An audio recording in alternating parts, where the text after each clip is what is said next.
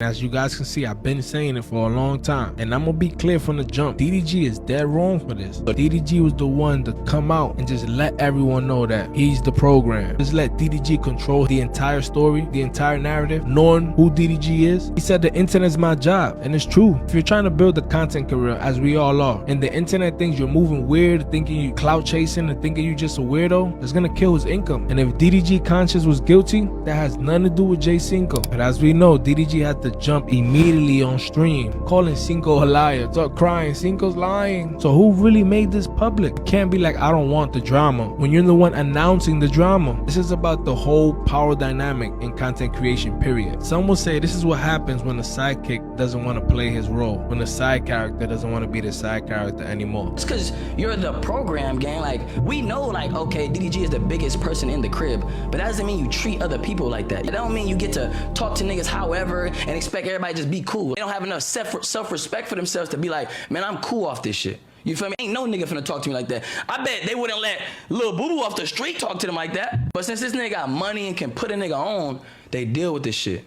They saying that the reason why they tolerate DDG is because they feel like they need him. But Cinco said he don't need it that bad. So DDG can't be like, I made you. That's disrespectful. He was already making 6 figures before he ever streamed with DDG. So when DDG tried to pull that I made you card, I know that really just pissed J Cinco off. And that's why this whole situation is different. Because normally when someone leaves a group, they fade away. But to be honest, Capaholic just lost their second best streamer. He know he could do this on his own. And that's why he left. Because he was never dependent on DDG. But the moment it became toxic, he chose to leave. And DDG can't handle that because in his mind, he's the program. It's a difference between trolling or just treating your friends like pure shit. And that's where DDG crossed the line. When you dangle money in front of somebody and then snatch it away from them when they don't act the way you want them to act, that's manipulation. You're basically saying, you don't let me disrespect you, I'm taking away your opportunities. What's wrong with this guy? He said, I would never idolize a dollar before my respect. And that's real. That's real grown man energy. Because 700K, my people, society, that's a lot of money. But if you have to tolerate disrespect to get it, is it worth it? Wasn't worth 700,000 getting disrespected by DDG. And that takes strength. It takes real emotional intelligence. And that's what we call true self-respect. And here's the crazy part. Bro barely graduated high school like he said. But he's out here talking about principles, about self-respect, about not letting money control him. DDG is a 27 millionaire who has a child but is still using money as a weapon and still treating people like pawns. Let me know in the comments, society, who's really more mature here.